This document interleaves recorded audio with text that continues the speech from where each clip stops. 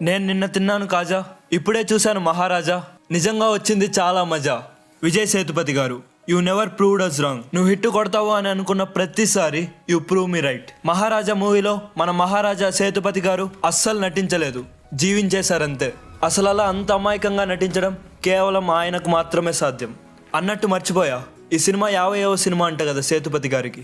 ఖచ్చితంగా గుర్తుండిపోయే సినిమా అవుతుంది. మూవీ మనకి ఎక్కడా లాగ్ అనిపించదు, మధ్య మధ్యలో కొన్ని కామెడీ సీన్స్ కూడా బాగుంటాయి. ఈ సినిమాలో లక్ష్మి అనే క్యారెక్టర్ ఒకటి ఉంటుంది భయ్య, దీని చుట్టూనే స్టోరీ మొత్తం తిరుగుతూ ఉంటుంది. ఇక స్టోరీ ఏమంటే ఎలాంటి స్పాయిలర్ లేకుండా చెప్తా వినండి. ఒక డస్ట్బిన్ పోగొట్టుపోయి ఉంటుంది.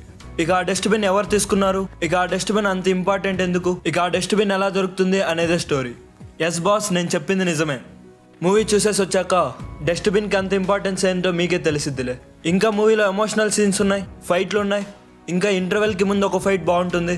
ఇక ట్విస్ట్లు కూడా ఒకదాని తర్వాత ఒకటి చాలానే ఉన్నాయి. ఇక లాస్ట్లో ఒక ట్విస్ట్ ఉంటుంది, మీరు అస్సలు ఎక్స్పెక్ట్ చేస్తుండరు.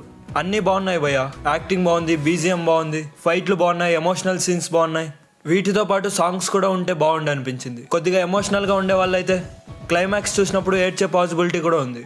ఓవరాల్గా మూవీ అయితే చాలా బాగుంది, అందరూ వెళ్ళి చూడాల్సిన సినిమా. మన విజయ్ సేతుపతి గారు హిట్ కొట్టేశారంతే. అయినా ఏ మాట కామాట సింగిల్ హ్యాండ్తో మూవీని మొత్తాన్ని లాక్కెళ్ళాడు భయ్య. ఇక ఈ మూవీకి నేను ఇచ్చే రేటింగ్ ఎంతంటే 4/5. మీరు కూడా ఈ మూవీ చూస్తుంటే మీరెంత రేటింగ్ ఇస్తారో కామెంట్ చేయండి. ప్రతి మూవీ రివ్యూస్, మూవీ అప్డేట్స్, ఇంకా ఎంతో మంచి కంటెంట్తో అయితే మీ ముందుకు వస్తాం. Please subscribe to our channel.